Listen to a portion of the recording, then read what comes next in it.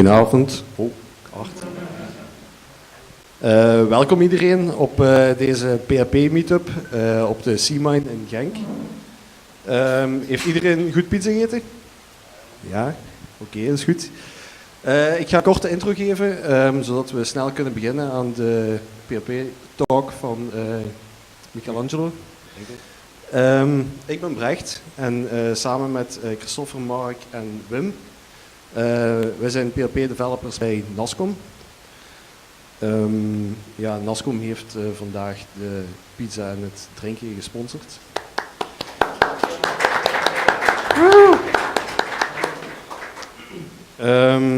Ik denk dat de meesten Nascom wel kennen van naam. Voor de mensen die Nascom niet kennen. Dat zijn wij, of toch een groot stuk van de bende. Wij bouwen digitale producten en services. En daarvoor gebruiken wij grotendeels Drupal en Symfony. Dus even kijken, wat moet ik nog vertellen? Ik ga nog even meedelen. We hebben 1 openstaande vacature voor een PHP-developer. Dus niet allemaal tegelijk. Voor meer informatie over Nascom, wat wij doen, of over de openstaande vacature, kunt je ons na de PHP-talk zelf even benaderen of zo. Daar is tijd voor voorzien. Dat was het. Ik ga nu het woord geven aan Michelangelo.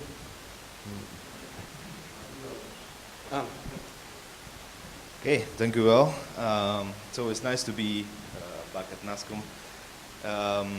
I hear it might be one of the last times that we're in this location at least. I don't know when you're moving, but yeah. Yeah, you don't know either, all right, great. Well, really thanks a lot for that. And we have Michelangelo. He's a senior PHP architect, founder and CEO of Intuit, yeah. And community leader at PHP Benelux, coach at Coder Dojo, yes. And the list goes on. It's always a pleasure to have you here. We really appreciate the time you take to speak here. So, big round of applause. Well, thank you, Gabriel. It's always a pleasure to come back here. So, and thank you for all being here. Let me just switch again. We should now be all set up correctly. It's not that difficult to find a technician here in the room. Put this in, and we should be good to go. Right, this seems to work. This seems to work as well, so I'm all good. Well, first of all, thank you all for being here. My Facebook. It's 20 hours. Thank you, my dear computer. Now, silence. I wear this t-shirt basically to say, hey, privacy is a thing we all should be caring about. And if you follow the news lately, Facebook is not really having a good reputation on that matter, so hence my t-shirt. Alright, privacy by design. Last May, so it's almost a year ago, GDPR became a regulation in 28 member states, and we still have 28 member states. Who would have thought that? It's time for a good reflection about what the GDPR brought to us and where we are today and where we have to go. Excuse me. So a quick overview of who am I. Well, everything is said. The only thing, I'm also a Microsoft valued professional for some reason, I don't know. I like to work everywhere I can, and I like coffee. And that's the most important part of who I am. What was GDPR again? Well, it was a whole bunch of regulations that were given basically as guidelines in 1995, I think. But nobody took actual notice of them. Everyone applied the rules a little bit by themselves. Every country had some regulations, some not.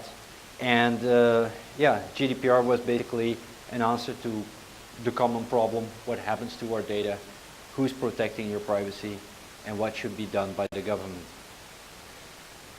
So GDPR was there for regulation the privacy of European data subjects, all of you. It also sanctioned corporations who were in violation of the GDPR. And last but not least, they offer a privacy framework for businesses. Well, 6 months later, and I can now say a year later, I still get consent emails. And I thought we were already past this, but I'm still getting this. Even this morning, I got 2, 3 consent emails. The DPA here in Belgium still hasn't enough staff members. I think we're now at 12, and that's still not enough to handle all the breach notifications and the violations of privacy. And as I was working with GDPR for a lot of businesses, everything went fine till a week after GDPR. So the beginning of June last year, nobody requested any support for GDPR anymore. And what I see now, business, they don't care. I still get like emails from companies claiming, hey, we're doing this survey on behalf of your bank. Like, I mean, in this day and age where emails are being sent as fish emails, why would you have a third party send me an email saying that they want to have my information for better services?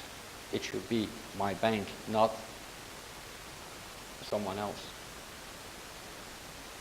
So, even today, we still have this question: is GDPR a FUD? The promise to increase staff, we're still waiting on it. We're still, the DPA here in Belgium or anywhere else in Europe is not getting enough staff members. Not enough funding as well. Is there more compliance control? Not that I see. From time to time I hear a fine is given, but those are really, really, really big cases. But a couple of clients of mine had data breaches, notified DPA, and the only thing DPA said, don't do this again. I mean, okay, yeah. We're not seeing that compliance control yet. It could be in the future, but not now.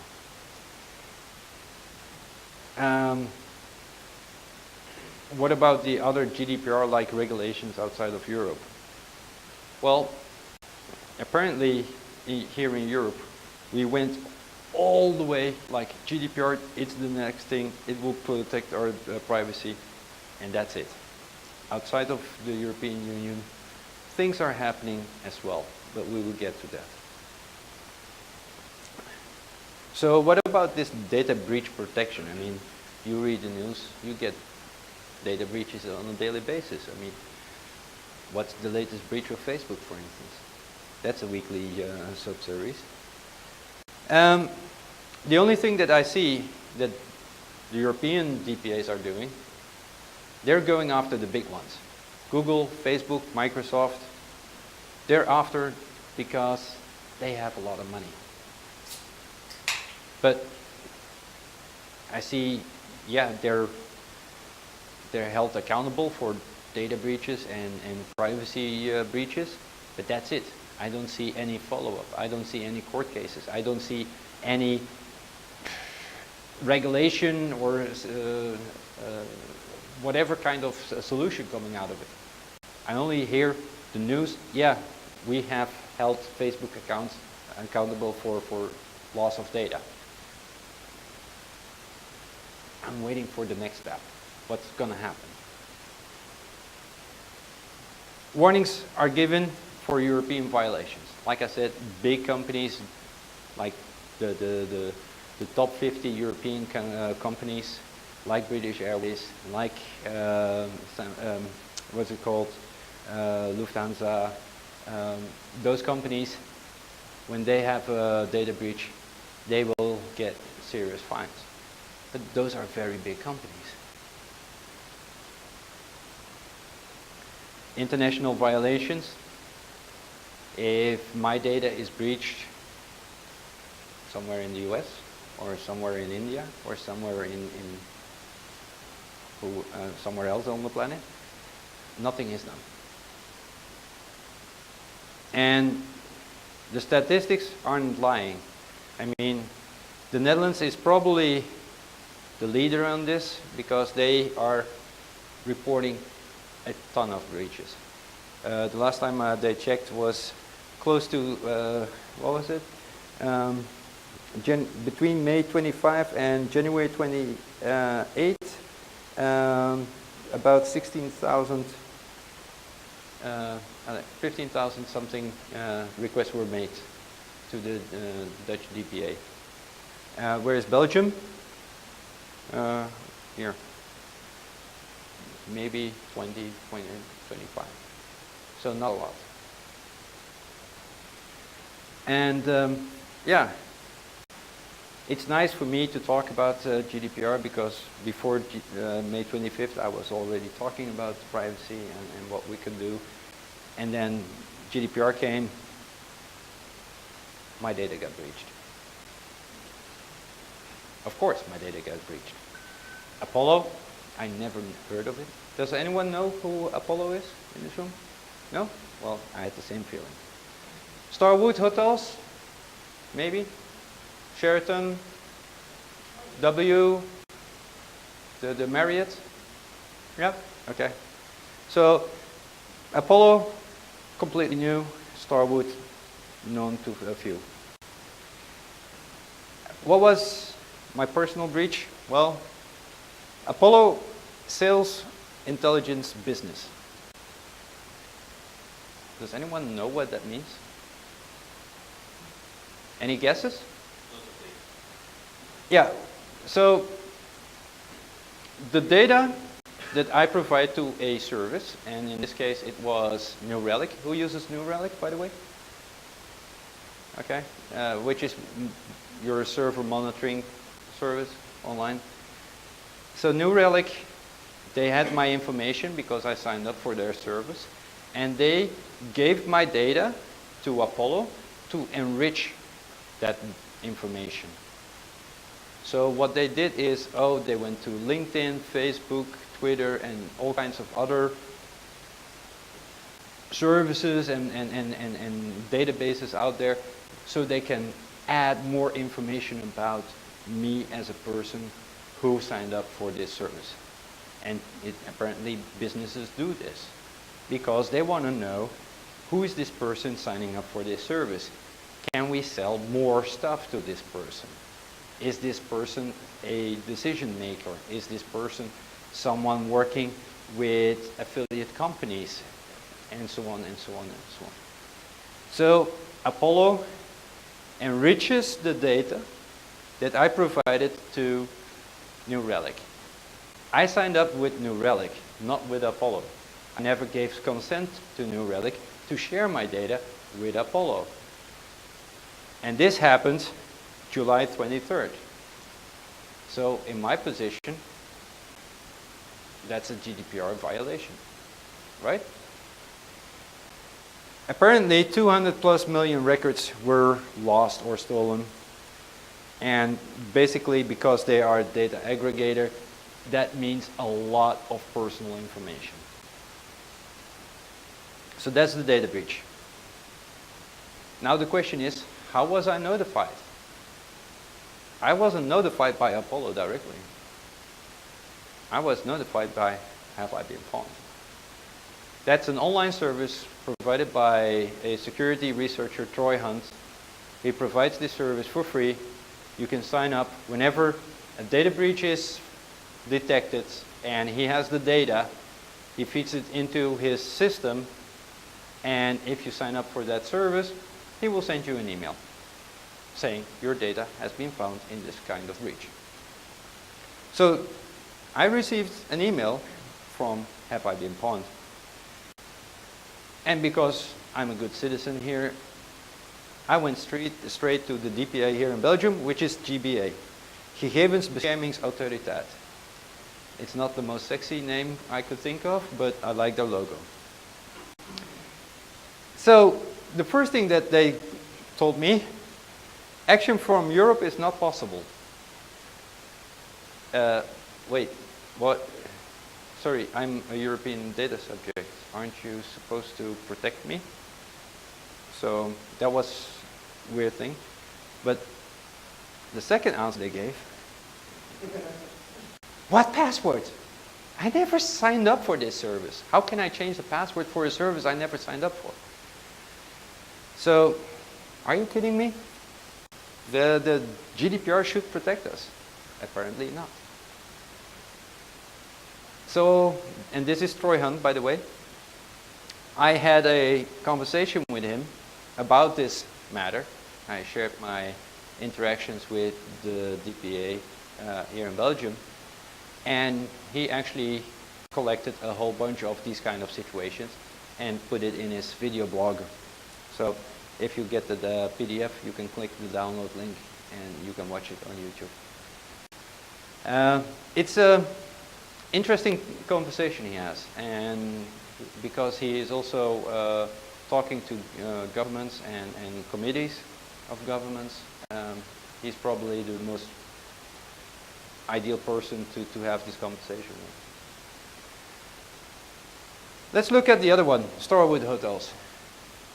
Yeah, Apollo might be a company somewhere in Silicon Valley without the reach of the DBA, but Starwood Hotels, we have plenty of Starwood Hotels here in Europe. And I think that their European headquarters is based in Luxembourg, so that should not be a problem. It's a global hotel chain. The breach was November 19, so within the GDPR range, 500+ million records breached, including passport numbers. When we talk about personal information, you have identifiable information like username and email address, home address for delivery of packages and those kind of things. But passport numbers, I cannot go to my town hall and say, hey, my passport got breached in the latest data breach, so please give me another passport. That will cost me a little fortune if that happens every week. So how are you going to protect yourself against this? Why are they storing my passport number? They just need to verify this. So a lot of questions. But this time, I received an email from Starwood itself saying, hey, dear valued guest, Marriott, blah, blah, blah, we were hacked. So unauthorized access to the database. Cool. So here's a written statement by Marriott. They got unauthorized access to their data. Let's go to the GBA. What do you think? Success? What a bunch of pessimistic people here. GBA does not have any information about the data breach. I just provided you the official letter. Come on. Contact Starwood on their data breach website. What for? I mean, should I do your job now and ask, hey, you're in violation of GDPR, please go to the court office and say, hey, I'm guilty of this? What am I supposed to do? I don't have any jurisdiction. So, for me, yeah, GDPR was not working. And then you come to that point where you say, why care? Let the building burn down and nothing has changed since that we actually have GDPR. Well, let's have a look at what GDPR was meant to do. You have your individual, and you want to protect its fundamental rights. These are human rights, no matter where you are on this planet. These are fundamental human rights. And we, as organizations, as developers, whatever we do, we need to make sure that this individual is protected and can execute the liberties that are given as a human person. But how are we doing? 2018? And this is just a snapshot of, yeah, the top of the bill. I mean, S3 buckets, that should be closed off by now. Department of Defense, they're defending a country, but they cannot defend the data. That doesn't give lots of trust in it. Another thing, so nowadays nation states are getting involved in hacking your operations. This was a non-profit organization, watchdog organization, to make sure that the chemical weapons are not stockpiled and it can be abused for nefarious things. And they got hacked by Russian spies. Startups tend to be in data breaches, but also airlines and a whole bunch more. So, I think we have learned our lessons in 2019. The 2018 was the worst year for data breaches. What do you think? Are we any better? People are hopeful. People are getting hopeful. Yeah, it's okay-ish. Less of the major data breaches. We're halfway through the year, so that's a good sign. Facebook data breach. I mean, it's a weekly soap series nowadays. Every week there is a new data breach of Facebook.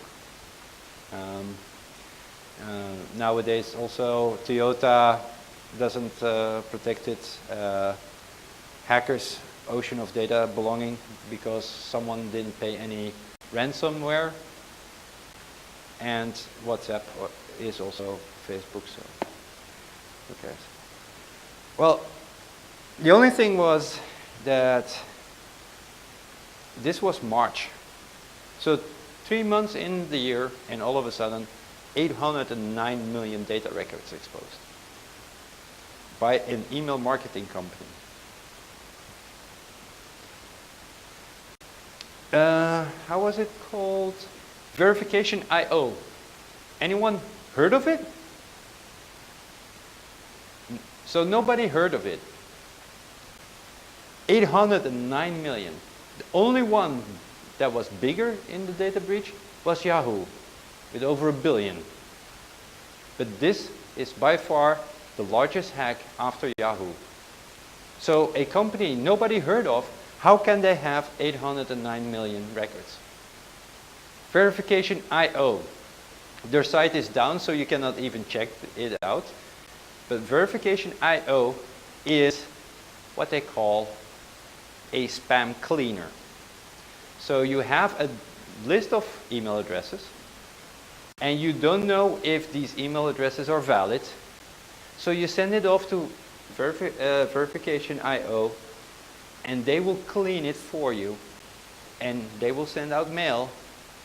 And if that mail is accepted, then it's in a good bucket, otherwise it goes into the bad bucket.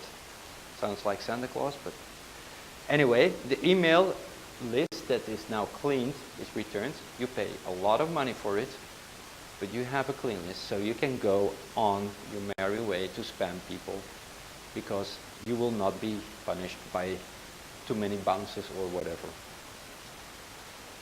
So A company nobody has heard of loses almost the maximum amount of data, and it's not just email data, it's also personal information, what was found, social security numbers, here in Europe, national identification numbers, all kinds of things.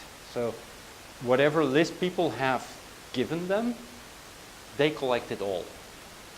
And it's in unstructured data sets, so who knows what was in it. So the only thing I can tell about this series of breaches is you cannot prevent breaches from happening. The only way that you will be notified if you're in a breach is by registering haveibeenpawned.com. It's a service provided for free by Troy Hunt, which is a respected security professional. He gets a lot of awards. He's a public figure. So I will trust him to be safe with my email address. Sorry? When you sign up for being notified, he does store it. So whenever your email is found in a data breach, you will get an automated notification. If your email is in a data breach and you want to go to the site and look for that email address, it is hashed one way and it verifies with that hash in his data set. Yeah, but this is signing up to be notified. Yeah, but for me, it has been the only way to be notified if an account was breached. And I get 2 or 3 emails from Have I Been Pawned every week. Well, then you're lucky. Then you're lucky. But no, I get a lot of these. And yeah, it's kind of scary to see how many breaches there are happening, because what I showed you on the board was just a glance over the most important ones. So I can conclude that we need protection, and it's not just for hackers, but we need protection for the identity of our customers. And the only way that we can actually do this is by implementing privacy by design. Not as an afterthought, not as a security regulation, but we as developers need to think about adding privacy right there where we write the code. Privacy by design. Require the minimum amount of personal information. The discussion, and this is now a discussion on government level, where applications need to ask for the age of a person. Ask if a person is over a minimum age. Just have a checkbox. Are you over 13? Check. Okay. And managers go, yeah, but people lie. Well, when filling out a birthday, they're not going to lie? Seriously? So having a lie or a lie, the only one, this checkbox lie, will not have an identity impact. At date of birth will have an impact. And think about all the other stuff that you're collecting, like, hey, how many people are in your family, and so on and so on. All those things completely not necessary for a business. Encrypt the data. Not only when you are storing a password, but encrypt all the data. From the moment you receive it on the server, you start hashing it, and then hash it all the way until you store it. And the storage should also be on an encrypted drive, preferably also in an encrypted partition. The network traffic should also be encrypted, and not just have an HTTPS proxy at the front and do everything HTTP after the proxy, but start implementing security on these levels. Start encrypting the traffic inside your network. It will make a difference. And also, people ask me, yeah, but we need to have an email address to send it to. Okay.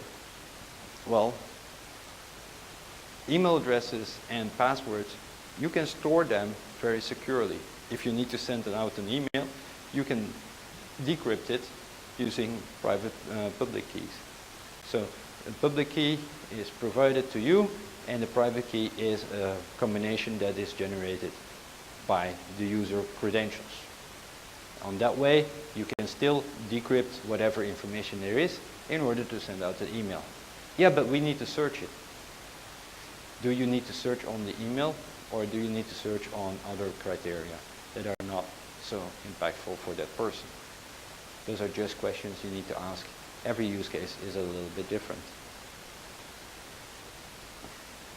Remove the data when it no longer is needed.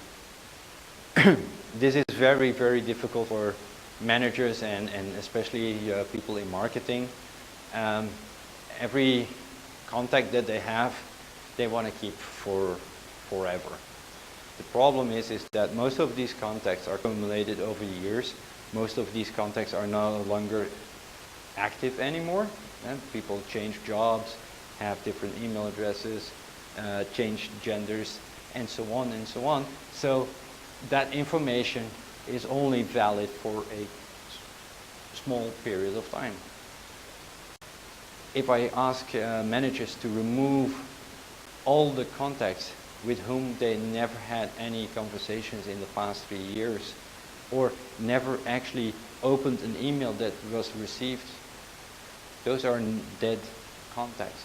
They're not going to bring any value. They're only going to spoil your database. Remove them if you don't need them. But also things like, hey, we have sent you a package to your home address that you have provided us. Do you still need to keep that home address? Maybe you want to encrypt it for maybe a future purchase. But if it's a one-time purchase, how long are you going to keep it? If people want to send it, they will gladly provide you the information again. If they have repetitive transactions, you can say, okay, now I can store it and have it encrypted. Otherwise, if it's a one-time purchase, let it be. The reason why I'm saying this, and these are just the 3 pillars of every decision that you have to make. And we're talking about GDPR, but it now grows further than just Europe. Australia, India, US, California only, Canada, Argentina, Uruguay, New Zealand, South Africa. Those were the first countries already adopting a similar framework like GDPR, have adopted this as a law. So whenever you're dealing with any persons in one of these countries, make sure that you have your actions straight, because with the majority of these countries, I think all of them, we have trade agreements, which means if we're in violation, we can get punished. I'm not sure how far-fetched this punishment goes. If it operates the same way as our own DBA, I don't think it's going to happen very fast, but you never know. Especially in India, they're very motivated to make this a strong case, and they will go after violators outside of India. So be warned. And this was just a short list, and more countries are either investigating or planning to move into a more protective environment, which means that whatever we do, maybe not now, but next year, maybe in 5 years, every part of the globe will have some sort of a privacy regulation. And it's up to us to make sure that the identity of the people from that particular country are treated safely and correctly. So it's up to the developers. OWASP top 10. Anyone familiar with that? If not, that will be your first Google search after this meetup. It's about the most the 10 most common ways of web application attacks. The first one is still the most popular one, SQL injection. So trying things on the URL that will be executed in your database. Cross-site scripting, request forgeries, object injections, and so on and so on and so on.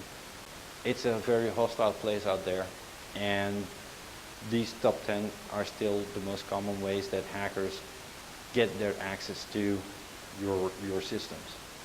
And of course, badly configured S3 buckets and MongoDB databases.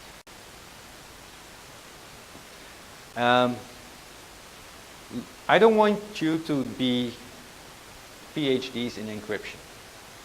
What I want you to do is to figure out, okay, what is encryption? How can it protect our data? And how can we apply it correctly? What data should we hash one way? And what data should we encrypt so we can retrieve the information whenever we need it in a secure way? Also think about secret management. Don't put your AWS keys inside your code base. Put them outside. Use a identity management system like HashiCorp Vault or CyberArk Conjure, which are open source tools to protect the secrets for accessing external services. Any API key, any database connection, whatever, should be handled in a secure environment.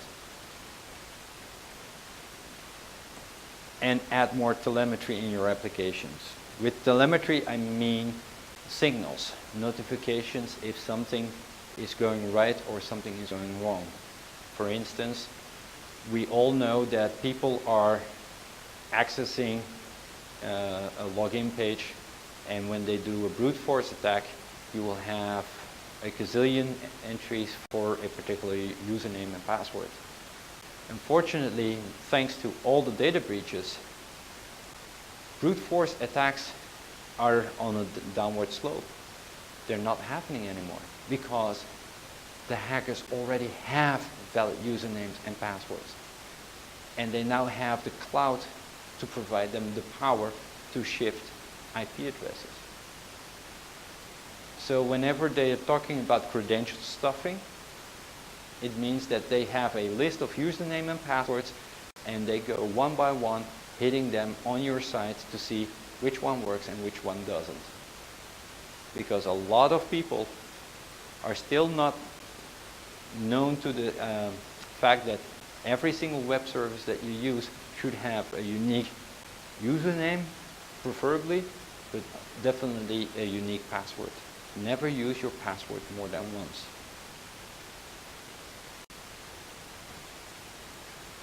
And all this is very easy to implement when you're working on a greenfield project. It's clean, it's fresh, you can start implementing it directly by design. And what you do with user information, what you do with location data, you can really think about these problems and solve them in a very good and protective way. What about advertisements? How are you going to make sure that you still have revenue from advertisements, but you don't share your customer information with those advertisers because you want to protect your customers? But that's easy for greenfield projects. And I love greenfield projects. Everyone loves greenfield projects because everything is fresh, everything is green. You can start building things up the right way. Unfortunately, we live in brownfield area, legacy applications. Some are about a year old, some are 10 years old. But we still have to think about customer data. We still have to think about financial records. We still have to think about employee info. And one of the first steps that you can do is removing the information that is being displayed. Last time that I was here, there was a talk about CMS, the update of the CMS. And the first thing I saw in that CMS was full name, email address, phone number. No. It should not be visible. If I want to email someone, I have a button, email. It's not that hard to build that in your application. Even if it's a legacy application, yes, you can still implement email functionality so the user still has the ability to send a message out but doesn't need to know the email address to whom he is sending this. Same thing with a phone call.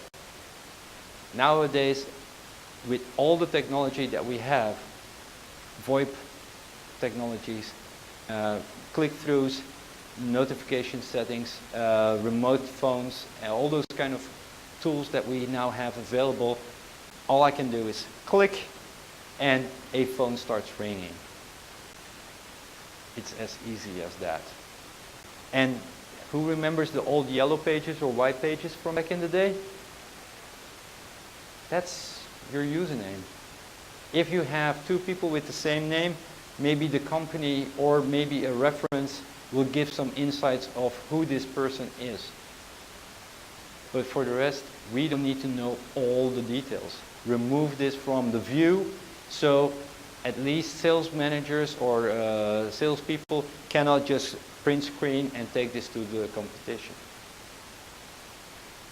It's a simple feature enhancement that will protect the privacy of your customers immensely.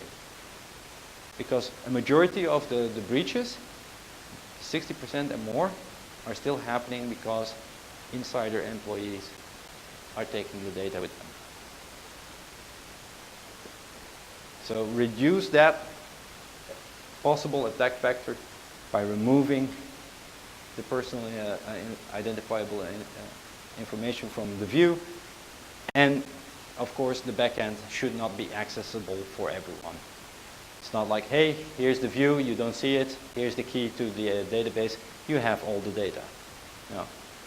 Apply some rigid, correct ACLs on your database. So no, at least you know someone has seen particular information. So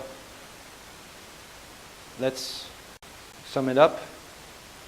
As the bare minimum, reduce in time, don't display, apply ACL, access control list, or role-based access control. Data leak prevention. There are tons of open source tools, but also proprietary tools that can prevent this data from leaking your system. Anonymize your data. If you're doing analytics or aggregation of information, anonymize it. It doesn't need to know by person name that they went shopping at 3 p.m. in the afternoon. No, you can anonymize that data saying a customer of us was shopping at 3 p.m. in the afternoon. Encrypt the data where possible, also on the network, also in transit. Make sure everything is correctly encrypted, and a whole bunch more. But this is not all that you can do. This is a technical implementation you can do as for your work. But you as individuals can also lead by example. And this is not just for showing to others how to do it better, but also for your own privacy. ALIAS all the accounts. When I told you about unique usernames, username plus the service name at hostname.tld is a valid email address. And you can use that for any service out there that requires your email address to log in or to register. If a data is breached, at least by using this alias, you can know immediately who got your data and who lost your data. Also, when you get an email from someone else you never heard of, they will use this email address, and then you go, hey, could it be that your service is hacked, breached, or did you sell my information?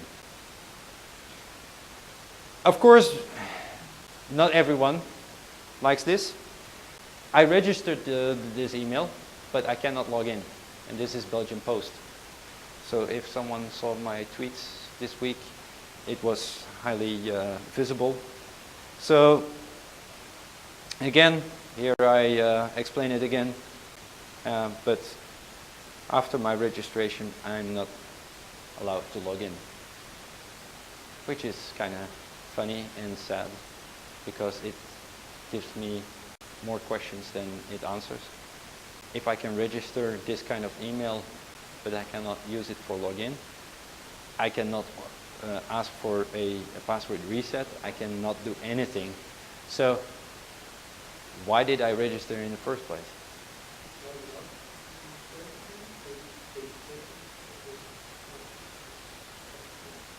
Well, if they do that, then they're modifying my data without my permission.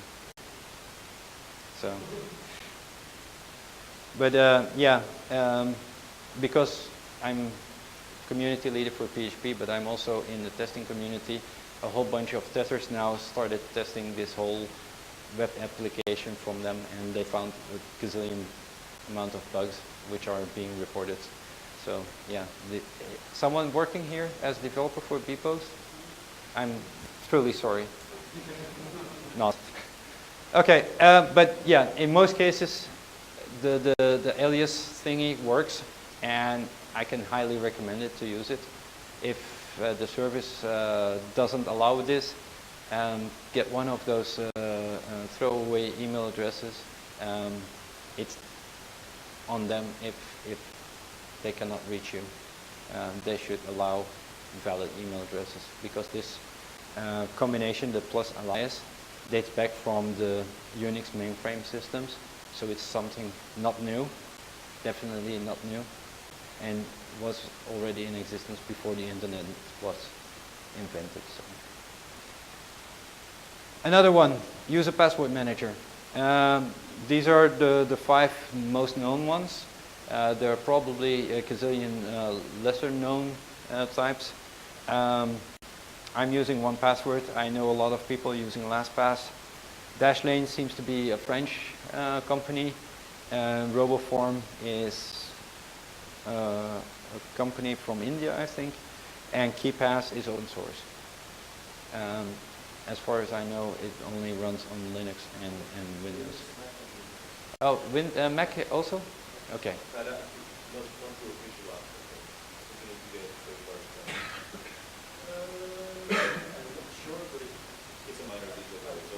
It's open source. Yeah, it's not it's not the official. It's an add-on on the open source package. Yeah, just like OpenGPG is. Yeah, but anyway, whatever you want, use one. I can highly recommend it. 1Password also has this built-in feature. If your account was breached, it uses the same service that I mentioned earlier, have I been pawned, and it will notify you if your password was found in a breach. So if you have the ability to create very encrypted passwords and it was found in a breach, you will be immediately notified, which is pretty awesome. And for those who are interested, I've got stickers, so come and see me after the talk. Enable 2FA everywhere. So either you use a hardware token, or you use Authenticator or Authy or whatever tool you have, or you use a physical key. Use second factor authentication. If your data gets breached, they have your username and password, but they still need to have your second factor in order to access your information. So it gives you more time. I'm not saying it's going to be foolproof, but it gives you more time. Hackers go for the easy path, not for the long and tedious path. So implement it everywhere, at least for the main services, for sure, but also your dev accounts. I have two-factor on my SSH key, which is also on my YubiKey. I sign my commits with the GPD key. My signature key is also on my YubiKey. And if I lose this key, I have a backup in my car and a backup at home. So, yeah, it really is it's nice to have this kind of fallback system. So in summary, GDPR is here to stay. No matter what we're going to do, it's a law. We have to obey the law. If we drive too fast on the highway, 10 times we are fine. The 11th time someone was there with a camera and you get a nice selfie sent from the government. It's the same thing with GDPR. At this point, it will not move quickly, but as all things with the government, it's moving slowly, but it's moving. So at one point in time, it will come back for you. The personal information protection goes global. So if you're not convinced by GDPR, get convinced by the rest of the world, especially if you're trading outside of Europe. Make sure that you follow these regulations strictly. And last but not least, we as developers, we're the first line of defense for protecting the information. We're not security experts. Maybe some are. I cannot say about myself. I'm not a security expert, but I do know how to protect privacy. And I try to implement this on every project that I'm working at. To learn about implementing privacy by design, I can only recommend Article 25 of GDPR, where it strictly says use the privacy by design mantra to protect the information of your customers. ENISA is a organization for security of applications here in Europe, and they have like in-depth tutorials about implementing privacy by design. Also the ICO data protection website provides a lot of information on how to get started by implementing privacy by design. So we reached the point where you can have questions. Let me answer the first question. Yes, the slides are online. You can find them on SlideShare. You can download it. It's a PDF. All the things will have links. And second of all, if you want to have a conversation with me, the easiest way is to contact me over Twitter, DragonBee.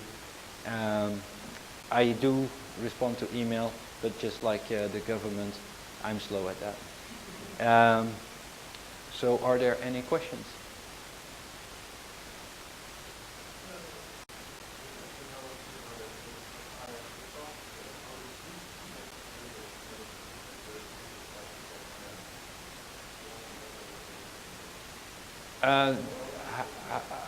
How does Troy Hunt get the information about data breaches? Well, like I said, Troy Hunt is a security researcher, and he works closely with a whole bunch of other researchers, and the data that is being breached will end up in his hands because it is traded on the internet, on the dark web, on the public web. The moment things are being traded, the more it's being traded, the less value it is, and all of a sudden it's posted somewhere on Pastebin for everyone to grab. And that's how he gets access to the data breaches. It's not like he's directly on top of a data breach, so the data breach might be like a couple of months earlier. No, it's through his network of security researchers that they will send him a data dump, basically. And then he goes through it and loads it up into his service, Have I Been Pawned? And if you follow him on Twitter, he will say, well, this data breach had like 72 people already, 72% of the data subjects already in Have I Been Pawned. So most of the time they were already in the system. But yeah, for instance, bodybuilding.com, that's a very specific niche of people. That was like, yeah, like 35% was already in Have I Been Pawned, and all the rest was new. So depending on what kind of data set he receives is yeah, either new or not new. Any other questions? Yes, sir. I find the problem mostly lies within the organizations we work with, that they don't care about security. That's true. And the problem is that I can't enforce it. Although GDPR normally should give you the right to enforce it, but if they don't have the personnel to do it, Well, first of all, if your organization says that you... sorry, sorry. what I'm talking mostly about is one visited the website for sport. Yes. The problem is the national sport club federation manages the same data that I'm correct. Mm-hmm. Their security is just there is No, actually not very much security. Well, let me rephrase the question here.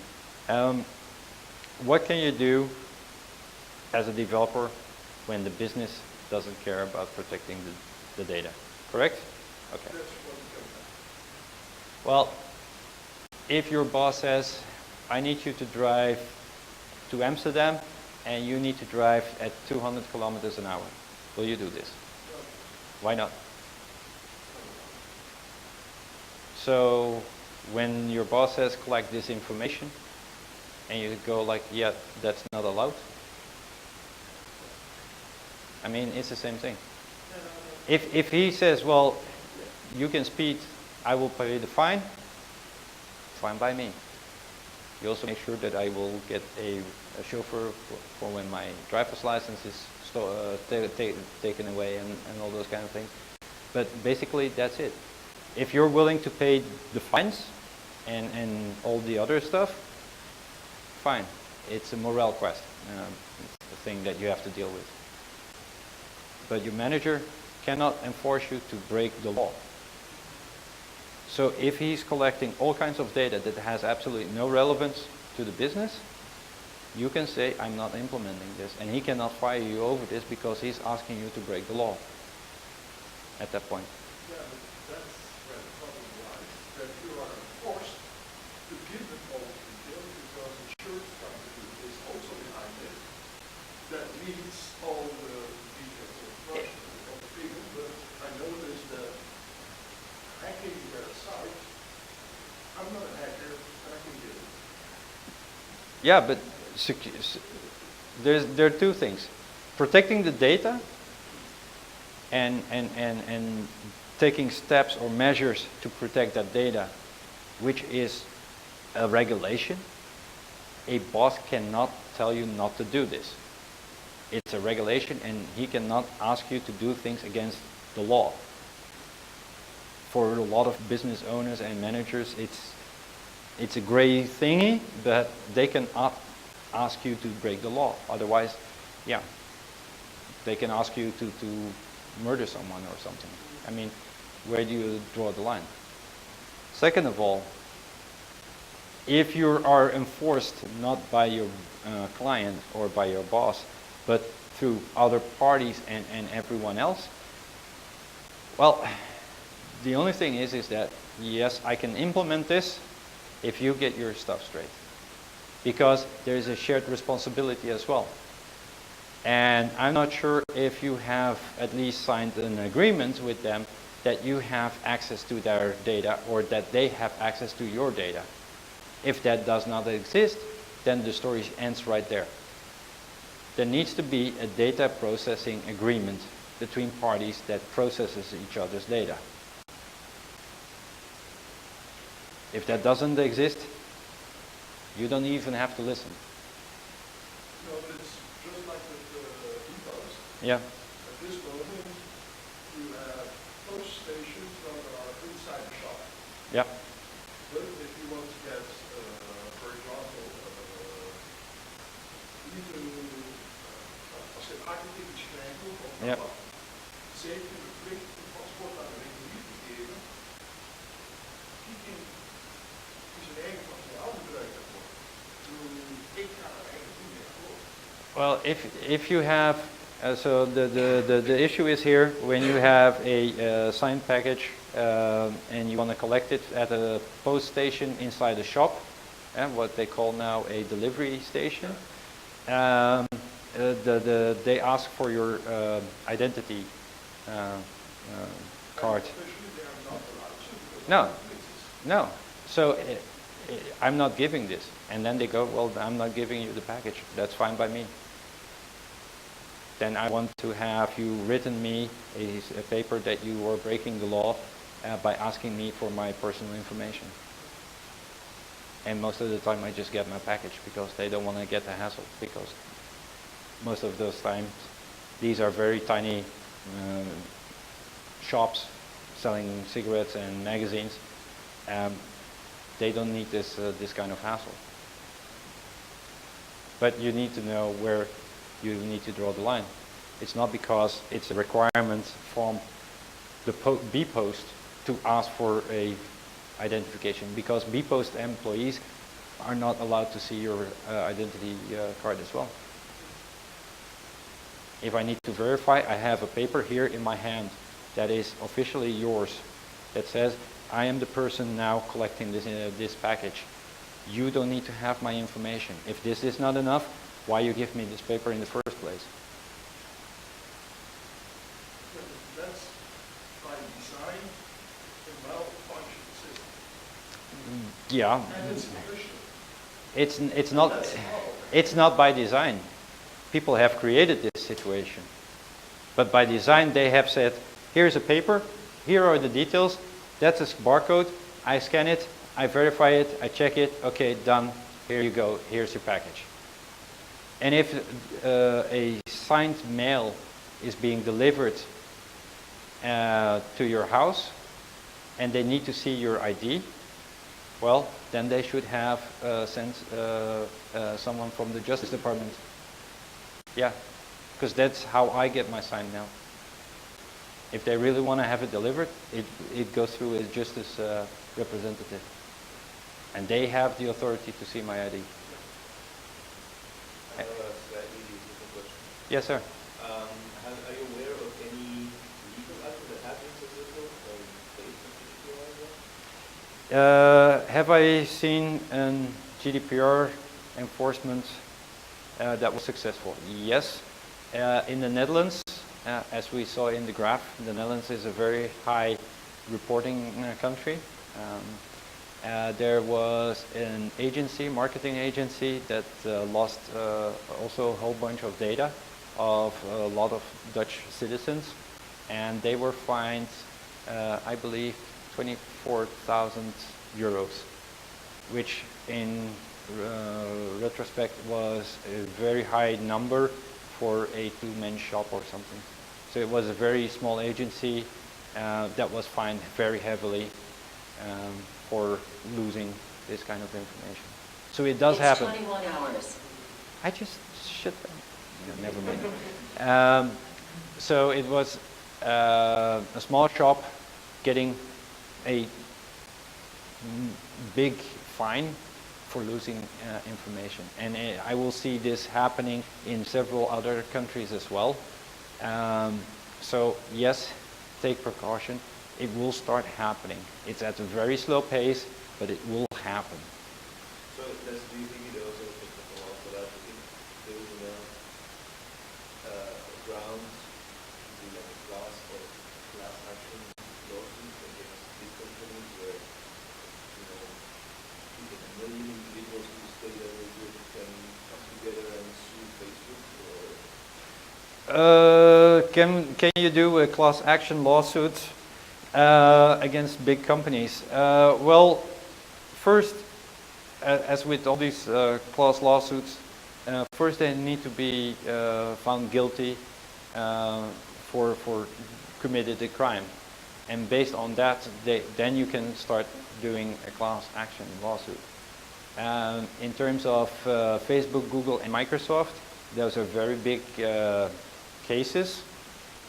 I only heard that they are now presented, but there is no follow-up. So I have no clue what's going to happen with those lawsuits in terms of GDPR processing. only once they have been found guilty from breaking GDPR regulation and they have to pay a fine, then people can start rallying up and do a class action lawsuit against them. But first we need to see one of these big guys fall down and get sued on this. Same with Marriott, same with Apollo. I expressed my concern and that my data was breached, especially in the case of Marriott, where it also contained my passport number. That was a clear violation of GDPR. They should not contain this. So. What did you take there? That someone gets breached who is curious for this enough and has enough money to actually take it to court and then have something happen? Or, I mean, does it have to come from a private individual or? Well, as far as I can see at this point now, if a data breach hits the news that is big enough for the media to be concerned about it, they will take steps themselves. Otherwise, it's individuals like you and me that have to report a data breach. That's why I say register for Have I Been Pawned, so you will be notified if your data is lost in a breach. If a lot of people are starting complaining about a data breach because of the little amount of staff that they have, they can only take those cases that are very serious in concerns of the European data subject. If I'm the only one reporting this to GPA, then they say, well, yeah, that's one person, they don't care. Yes?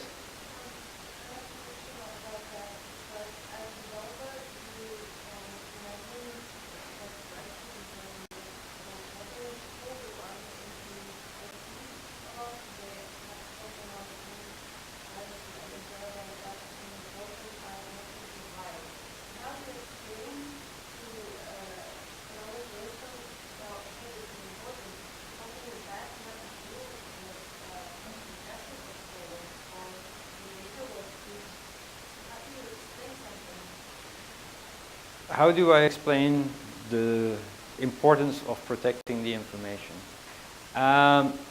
First of all, if they go to the restroom, do they open? Do they close the door? Most of the time, yes. Why? Not that everyone is eager to see this happening, but it's because a feeling of privacy. This is a private moment. They want to be on their own. Yes.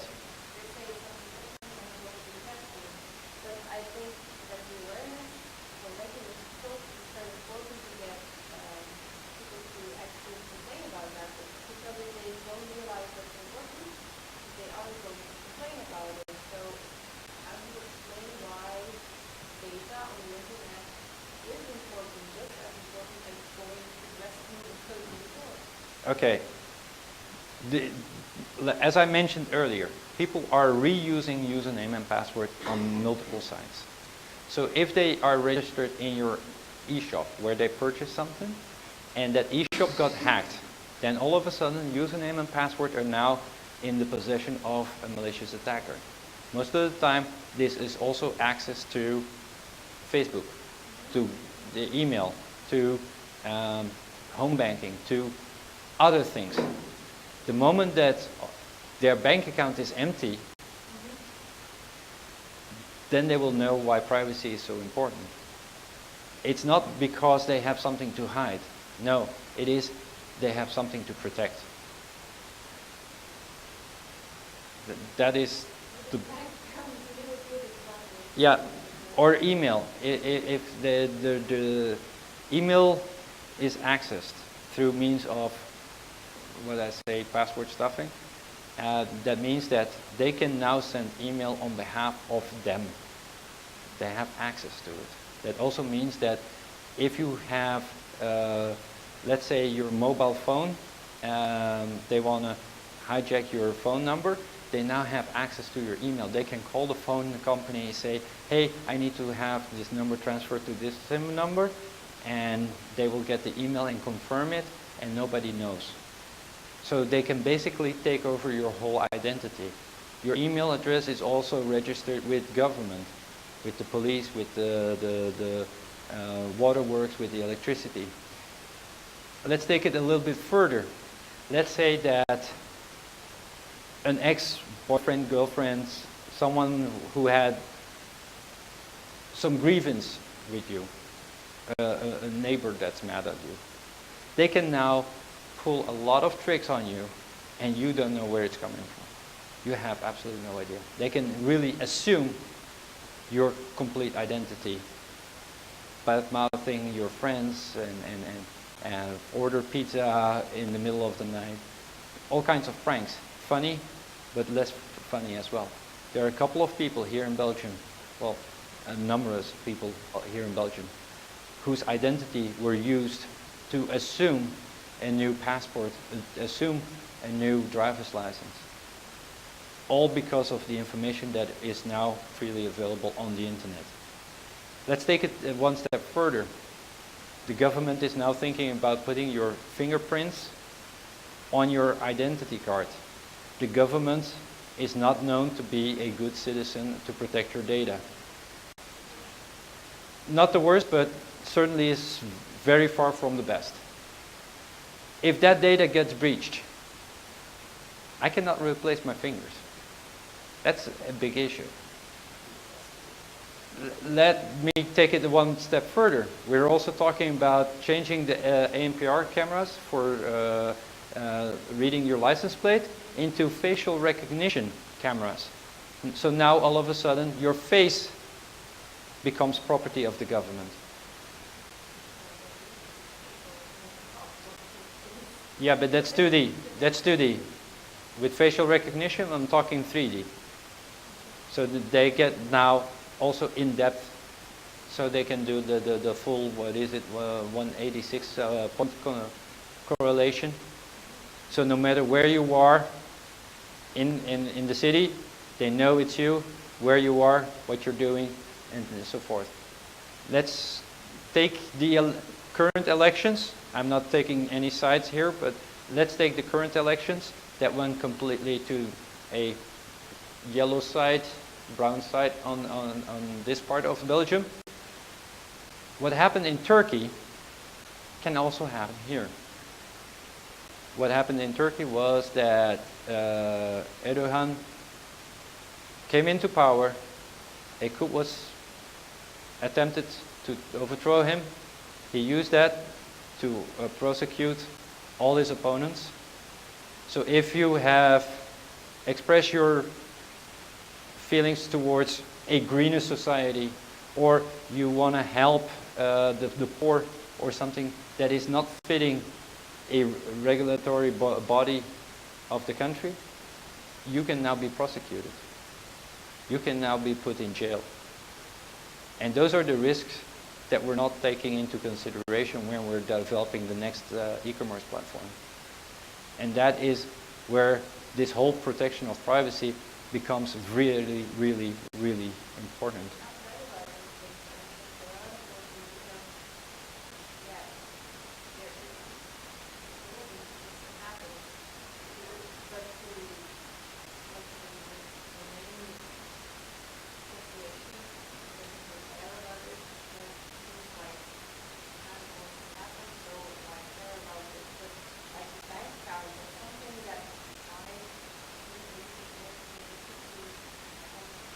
Yeah, it's very hard to describe this. I mean, I cannot say what will happen with a data breach. A data breach can happen for a gazillion amount of reasons. What I do know is that people lost all their savings because someone was able to fool the bank employee in giving up the access to the account. And as I mentioned at the beginning of my session, I now get emails from third parties on behalf of my bank.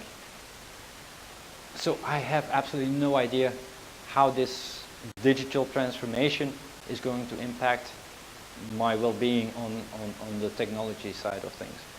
What I do know is the further we are distributing this data, the more paranoid I get. And as far as I can tell, my paranoia has been proven every time to be right. Yes, sir? So I didn't really understand like the law. If it's successful, what should it do? Should like company should tell them when they were breached, or is it simply like try? What's for the law and what should be? Okay. So what is the regulation as a regulation, right? What is the general data protection regulation? Before we had GDPR, we had an agreement saying we should protect the information of data subjects in a rightful way. Rightful way being very liberal interpretation of you need to protect this information. But what happened, people collected, started hoarding data and information, and started sharing this information without consent of the data subject in the first place. This regulation wanted to stop this bad behavior and agreed with all 28 member states of the European Union that this can no longer be done. And they had a think tank working on providing a framework. It's a framework that stipulates these are things that we want you to achieve. And it's not telling you, you need to implement the best security money can buy. You need to implement this amount of time on pen testing, this amount of time on stress testing and all those other things, because you're not Facebook, you're not Google. You have to do what is possible to protect the information within your possibilities. Therefore, it's not a compliancy, it's a framework. It tells you these are the goals you want to achieve. How you're going to achieve it is basically interpreting the regulation that you must obey, in the sense that people still need to have access to their information, have the right to be forgotten. Children need to be protected even further. The data should only be remained in your company or in your possession for a minimum amount of time, as long as needed to conduct your business. Don't ask for all the things, ask the bare minimum. Those are highlights of the GDPR regulation. 90 things that you need to take into consideration when running a digital business or a business in the first place. And the regulation is something, if you are not applying these suggestions, you can be fined guilty. It's like, here's a sign saying, here's to drive 70 on this road.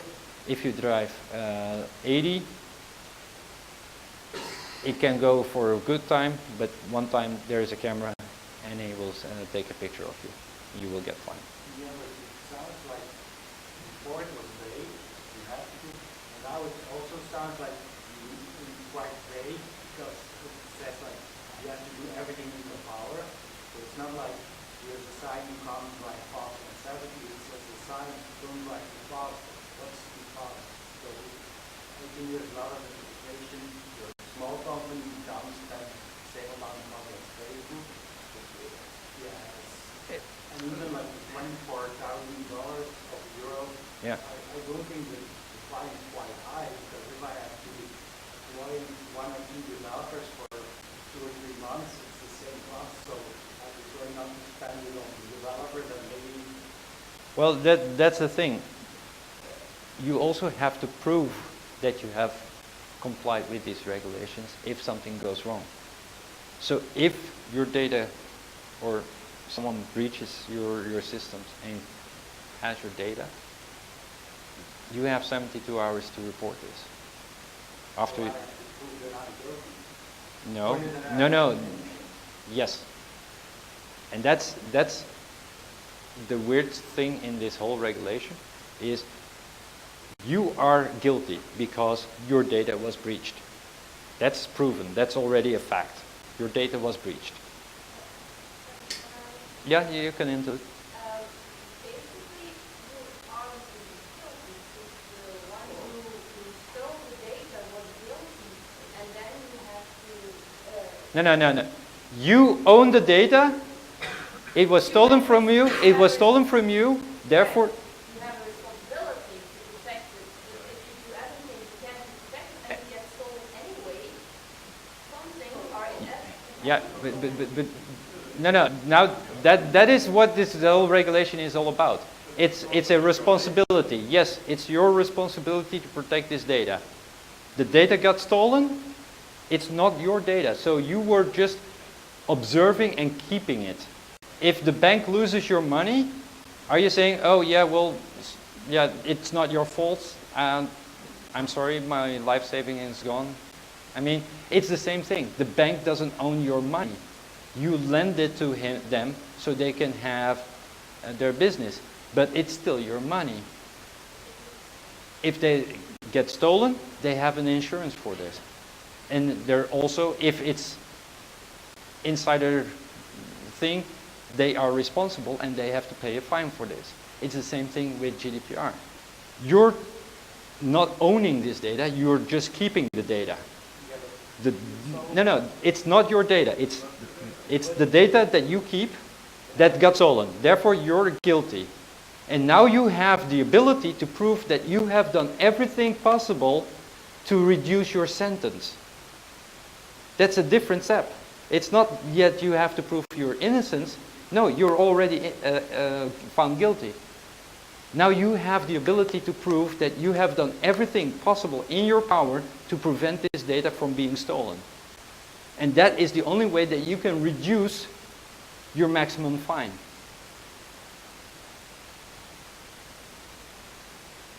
So don't be like, oh yeah, but now I need to prove I'm innocent. No, you're already guilty. Maybe it's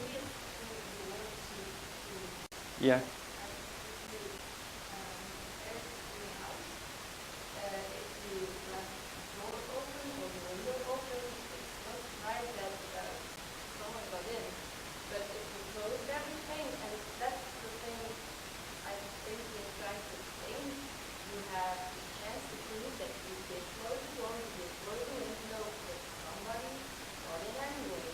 Mm-hmm. But I think it's a current principle that Yeah. Yeah, if your house sitting for someone and you leave the door open, then this person that owns the house can come after you and say, well, maybe it was not you that stole everything, but you were watching my house while I was away. Now you're responsible for proving. Well, you now. you are responsible. You aren't guilty for. You are responsible. You have to cover the damages. Yes, but that's something different than guilty or something. What? Not like you're handling something to. Okay. Yeah. You're not guilty of the break-in, but you're guilty of the data loss. Yes. So it was your responsibility to be a good protector of that data. You lost that data. So now, yeah, I cannot think of another word than being guilty of losing the data. It's the same thing like I give you my phone, you walk around through the city, and my phone is lost.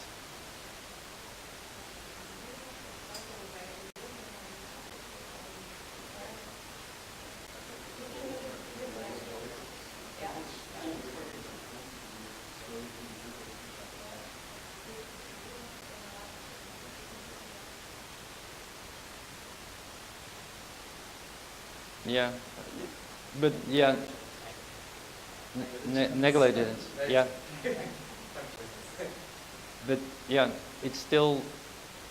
If you can say I have done everything according to the framework to protect this data within my means, I mean, they know that a small company cannot put like 10 million each year in cyber security. Who